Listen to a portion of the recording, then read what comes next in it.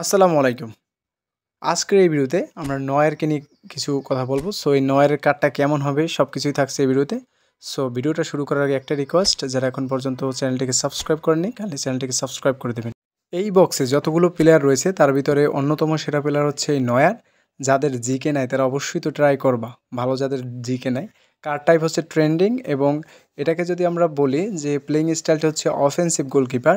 যেহেতু একটু উপরের দিকে উঠতেছে এটাই হচ্ছে একটু সমস্যা, বাট অন্য দিক থেকে কিন্তু খুবই ভালো।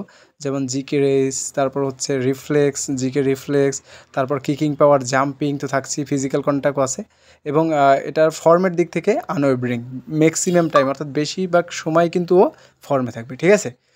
এখন এই কার্ডটা আসলে কত হবে, এটা যেহেতু 95 রেটেড অবশ্যই 99 হবে এবং যারা জাবি আলোনসোকে নিয়েছো তাদের ক্ষেত্রে 99 হবে এবং অন্য ক্ষেত্রে কত হবে সেটা আমি বলতে পারতেছি না, বাট 99 হয় এবং এটাই কিন্তু সেই পরিমাণ সেভ দেয়। এক কথায় আমি একটা সেরা একটা গোলকিপার আমি বলবো জিকে।